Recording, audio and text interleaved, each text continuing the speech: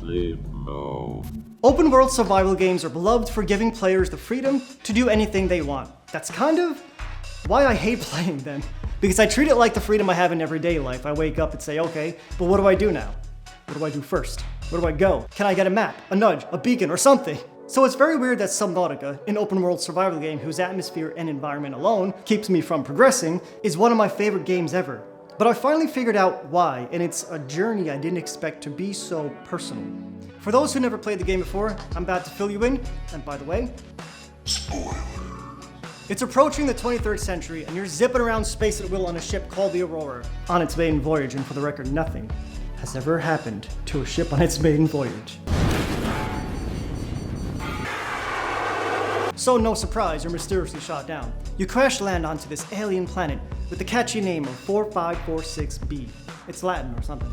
In Subnautica, you're the last crew member standing, stranded in a foreign ocean, having to figure out A, how do you not starve and die of thirst?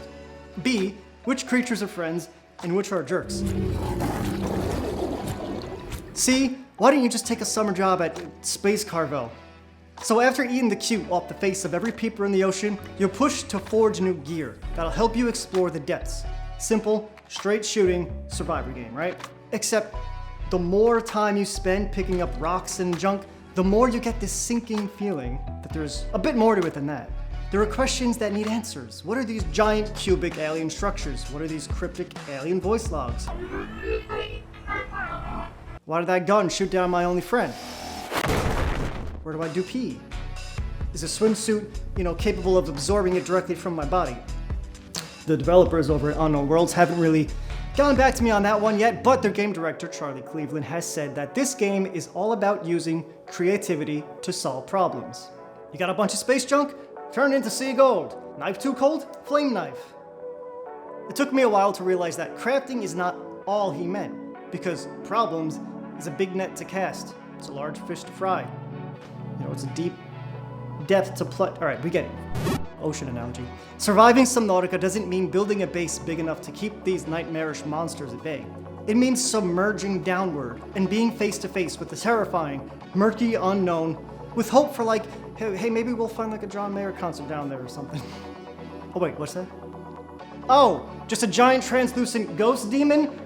That was my second guess. Two of my crippling fears are vast dark waters and the sight of submerged scenery. So what the hell kind of fucking demon possessed me to play this game, which basically features both of these in a tag team match against me and my frail demeanor? I don't know, but I'm off this game in VR because I hate myself. Progress is about getting to the root of the issue, literally. You eventually find out that this planet was infected by a deadly disease. An ancient race called the Precursors looked to find a cure, eventually found a creature who was immune to it, but the only way to extract the enzyme was to hold it captive and dissect its eggs, which died whenever they tried. Bear with me, it's gonna make sense. The mother desperately tried to tell them how to hatch the eggs, but they couldn't hear her. I asked them for this freedom, but they could not hear me. If you help us, I will give you freely what the others tried in vain to take. They were forced to quarantine the planet, stopping anyone from coming in or out for the greater good of the galaxy, and went extinct. And now we're stuck here with the disease, and there's probably no John Mayer, so if you think that's a pretty damn depressing backstory, here's some insight from Charlie Cleveland himself. Before Subnautica, we made a game called Natural Selection 2, and has a lot of guns and a lot of aliens and multiplayer combat. I was just completely exhausted of competitive games and guns, basically. And right about that time, it was early 2013, that's when we had the Sandy Hook shooting. And I just couldn't imagine spending many more years adding even virtual guns to games. I just didn't want to do that. Didn't want to do that anymore. To me, it sounds like this disease represents senseless violence. After it started mimicking our bleak reality, they took inspiration from Minecraft's creation-based progress to see if a world can be conquered without blowing it up. Why do we keep track of kill streaks and not friend streaks? Let's have a heart-to-heart. Let's really see what's inside. I'm 103-0 right now.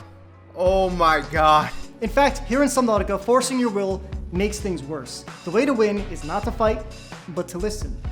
And in a scary, turbulent world, that really takes balls, it really takes courage. Less heavy and bordering on political. But whether it's due to the pulsating music or the sprightly sea life, I still couldn't help but feel this weird optimism spit out from the game with each fluttery little sea ray. We're not on Earth, we're on an infected alien planet with pant-soaking behemoths grazing right by your flippers, but it's somehow more peaceful? Because I think Unknown Worlds was trying to build an alternate Earth in a sense, where true progression means having said balls to plunge into the unknown depths and nurture life. Or, hear me out, they confuse the two series and let us lock and load Doom style through the ocean floor.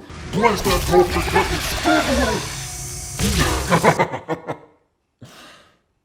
No, I didn't mean it. Don't. But God, does that sound fun?